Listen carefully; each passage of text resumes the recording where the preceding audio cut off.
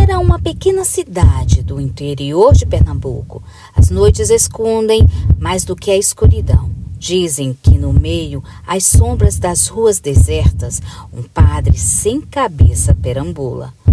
E o mesmo segura em suas mãos um terço prateado, enquanto busca incansavelmente algo que lhe foi tirado de maneira brutal.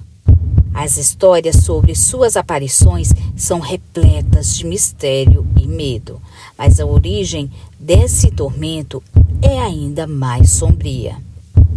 Hoje vou relatar para vocês como o pecado e um desejo desenfreados deram origens a uma maldição que persiste até hoje.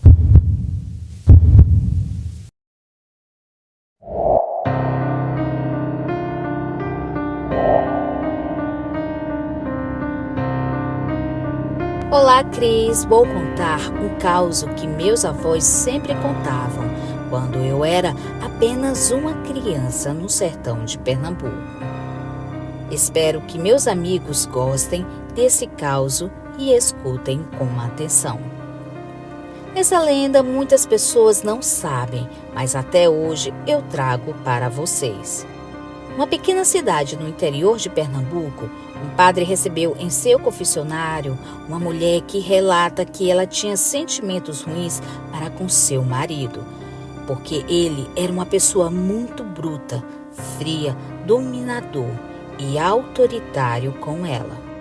E ela era somente usada por ele sexualmente, sempre quando ele quisesse, na hora que ele quisesse e do jeito que ele quisesse.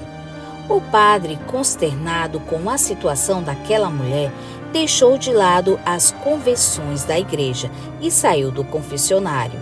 Foi ver a mulher que vestia roupas escuras, um óculos escuros e um lenço vermelho na cabeça.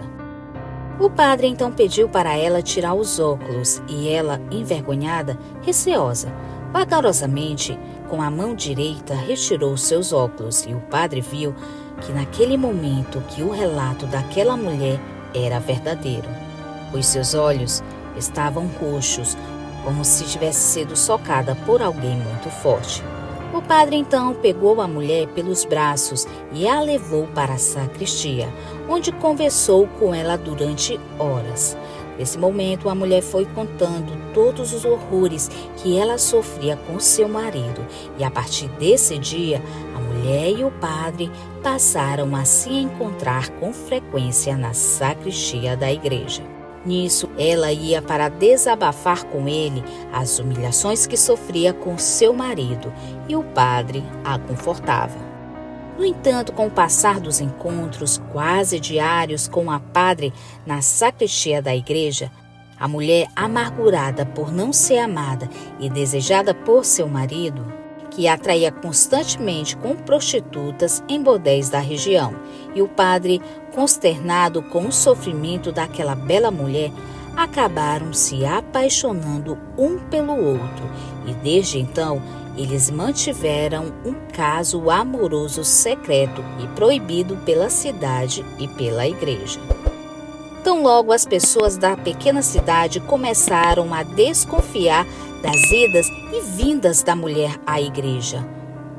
Em pouco tempo surgiu o boato de que o padre e aquela mulher estavam tendo um caso. O boato se propagou rapidamente pela pequena cidade. Todos na cidade comentavam e fofocavam a respeito do caso do padre com a mulher. Com o tempo, todos tiveram certeza pela frequência com que ela visitava o padre tardes da noite, em geral nas madrugadas. Todos na cidade sabiam do caso da mulher com o padre, menos o marido. Certo dia, porém, o marido recebeu em sua porta uma carta anônima, contando toda a história do caso de sua mulher com o padre. O marido, desconfiado e atormentado com o que havia acabado de ler naquela carta, fingiu que nada havia acontecido e, Naquela noite, ao se deitar em sua cama com sua mulher para dormir, como fazia todas as noites, o marido fingiu o tempo todo estar dormindo, chegando mesmo até roncar, para dar certeza à mulher de que ele estava dormindo profundamente. Então a mulher se certificou que o marido havia de fato dormido. Fez como fazia quase todas as noites, levantou da cama, se arrumou e saiu da sua casa em direção à igreja, com o propósito de encontrar o padre na sacristia da igreja. Todavia, desta vez, o marido, que finge estar dormindo, ao ver a mulher sair de casa, rapidamente se vestiu e saiu atrás dela para ver onde ela estava indo. Ao vendo-a entrar na igreja pela porta da sacristia, o marido confirmou as suas suspeitas. Enfurecido com a traição, voltou até a sua casa e foi até o depósito de ferramentas, pegou um machado e saiu com ele nas mãos em direção à igreja. Chegando lá, o marido entrou pela porta da sacristia, que sua mulher anteriormente havia deixado aberta, e de passo em passo seguiu dentro da sacristia, andando lentamente, com o machado em suas mãos. Foi quando, ao longe, o marido viu sua mulher e o padre em cima do altar da igreja, com velas acesas por todos os lados.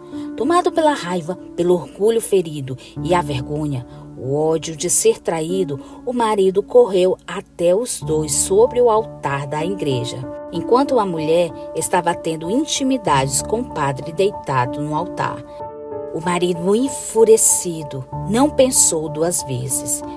Desceu primeiro a cabeça de sua mulher, jogando-a do outro lado da sacristia. Em seguida, rapidamente decepou também a cabeça do padre, deitado sobre o altar da igreja. Em seguida, o marido pegou a cabeça decepada do padre e de sua mulher e levou consigo, deixando sobre o altar da igreja, deixando os corpos dos dois sem a cabeça. O marido enterrou as duas cabeças no meio de um mato que havia na cidade, e a mulher foi enviada para a parte mais profunda do inferno. E o padre não foi aceito nem no céu, nem no purgatório, e nem mesmo no inferno, sendo condenado a vagar pelas ruas da cidade como uma alma penada de um padre sem cabeça, condenado a passar o resto de sua vida a procurar por sua cabeça.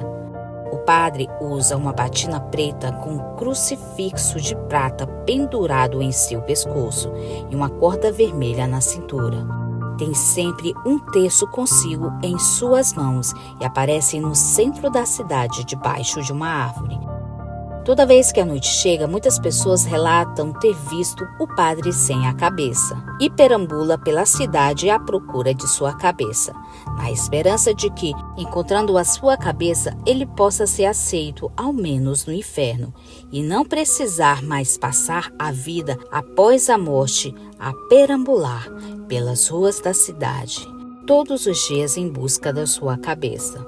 E assim, o padre sem cabeça continua a sua busca eterna pelas ruas da cidade, sempre à procura de algo que nunca encontrará.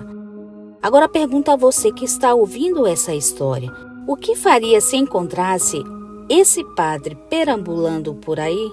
Você acha que há redenção para a sua alma tão atormentada? Comente aqui abaixo. Quero saber sua opinião. Muito obrigado a todos e uma excelente noite.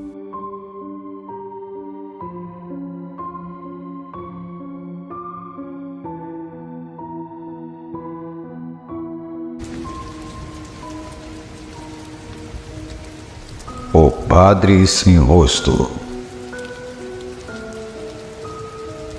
Essa história aconteceu há mais de 30 anos. Segundo dizem, foi totalmente real. Era uma tarde de início de dezembro, quando Wesley, mais 5 amigos, haviam ido apanhar frutas em um sítio vizinho. Moravam em uma cidade pequena chamada Buritama, no interior de São Paulo. Então, esse hábito era muito comum entre eles. Saíram de casa após comemorarem o último dia de aula e todos tinham entre 13 e 16 anos. Então, aquele dia era só festa para eles. Chegando ao sítio, após alguns minutos de caminhada, lá saborearam goiabas, mangas, laranjas e outras frutas que acharam pelo caminho. Depois disso, resolveram ir embora. Já eram quase 5 da tarde. O sol ainda reluzia, mas as cigarras já anunciavam o início do crepúsculo e o grupo andava depressa. Ninguém queria ficar ali até escurecer. No entanto, chegando perto da porteira, que lhes dava acesso à estrada que levava à pequena cidade, Bernardo, um dos mais gulosos do grupo, notou algo que nunca tinha visto antes. Do outro lado da cerca havia um pé de carambolas, amarelas e chamativas. Porém, perto dela havia também uma construção antiga, algo semelhante a uma pequena capela abandonada há décadas.